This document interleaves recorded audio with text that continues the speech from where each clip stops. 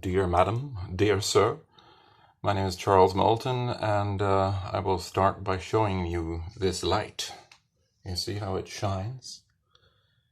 And did you know that light and photons were actually the beginning of the discovery of quantum physics? Because it was photons and the movement of photons that actually started us on this extraordinary journey that actually led us to connect science with spirituality.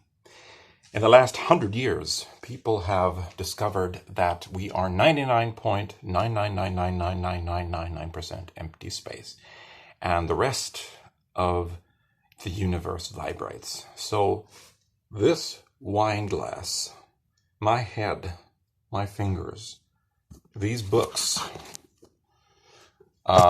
the ground you're walking on, the house you're living in, all of it is mostly empty space, and the rest is in vibration. And you can't even place where the electrons are. So if you really, really look deep down in a quantum microscope, electromagnetic microscope, if you look deep down, you'll actually won't see anything at all. And the fact of the matter is you can't really locate the electrons. You can't see where they are because you could only have a probability to see where they are. And also what Niels Bohr and Albert Einstein discovered was that the observer controls the electrons' movements, and that the electrons actually connect with other electrons. They do the same thing. It doesn't matter how far they are apart. And we are electrons. So we connect with these electric subatomic particles. We connect with them all the time. Everything is frequency. And that's ceased to be mumbo jumbo. That's reality. That's quantum physics is reality. That most inventions, including the smartphone you're holding in your hand, computer chips, everything is based on the quantum subatomic particles. So you are energy. Your cells are each cell is 1.4 volt battery. You are electrical, and people measure those electricities, and everything is connected. And having said that, we have an incredibly important mission in our lives right now. In any time, and I will not become political because I'm not political, I believe that everything is spiritual, and I believe that everyone is an eternal being. And eternity is eternity. You can't say, I'm eternity, but no, you're eternal. Nothing can put that aside. Nothing. You've been here before. You're going to be here again. Always going to be eternal. And that's the way it is. Having said that, I will get to something that might be important, or is important, and it is how to use your most tender and your most intuitive feelings to solve any problem. Because if you know that you're eternal, and if you know that you're spiritual, and if you know that your emotions, your feelings are the center of your being, if you know that, you can actually solve any problem. And then you know that everything is a creation of the spirit, because everything is energy, because everything is 99.9% empty space. And that we cannot actually describe what time is. You cannot really describe what reality is. You can actually use that to solve any conflict. Now, what are conflicts, and what's the reason for conflict? I would say the reason for conflict is generalization. We start saying, that person's stupid because he is this political party. That person is stupid because he is from that country. That person is stupid because he has that power position. That person is stupid because he thinks this, or he thinks that, or is this, or is that. But that is complete bullshit to be really honest. Two people who have two different opinions, they're doing the very, very same thing. They're doing the exact same thing. They're defending themselves. And if you push a person far down enough, he's going to start defending himself and he's going to start behaving like an asshole. But why is he behaving like an asshole? Because people have been pushing him down all his life. So he's actually just reacting that way because he's never had a chance to defend himself.